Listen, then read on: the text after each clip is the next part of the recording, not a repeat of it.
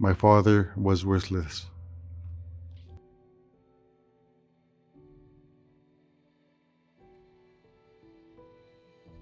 Hi, my name is Frank Watts Jr.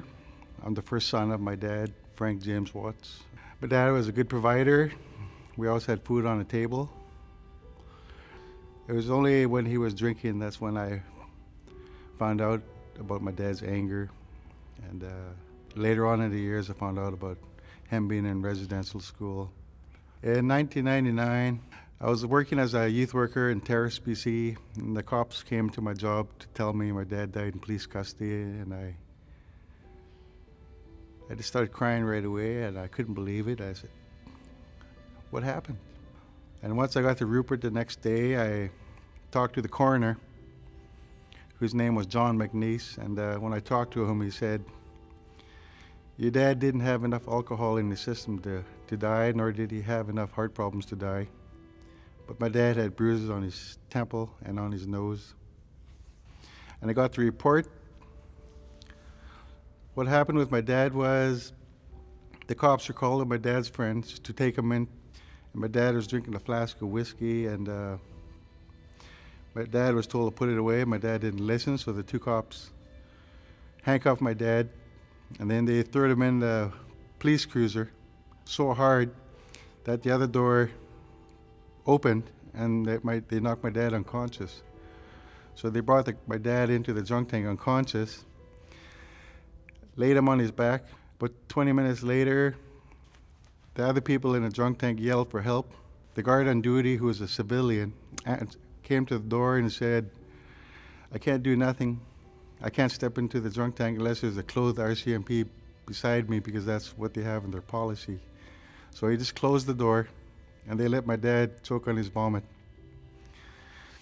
And they just let him die. The coroner's inquest, I believe, has been tampered with. The original coroner, John McNeice, is not on there. There's a different coroner. The stories have changed. I was so distraught that I had to leave my job as a youth worker because I was crying too much, and I started drinking a lot. So I was asked to leave a job I loved. And when I couldn't find help to fight for my dad's life, I started getting into cocaine. Then later on, I started getting into crack. I was so angry. In 2016, I finally decided to sober up. So after 26 years, I went back and got my grade 12 3 years ago. And I still wasn't ready to go back to work, and I applied to SFU. And I'm happy to say I'm now on my second semester of my third year, and I'm working towards my master's in environmental science. I decided I might go into law because no one would help me.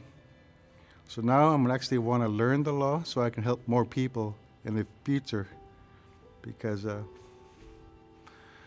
hurt is real.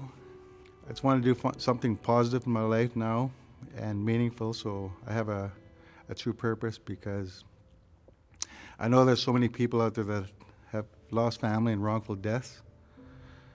And I know so many Native people too who lost family in police custody, and they will not step forward because of systemic racism that we live with daily.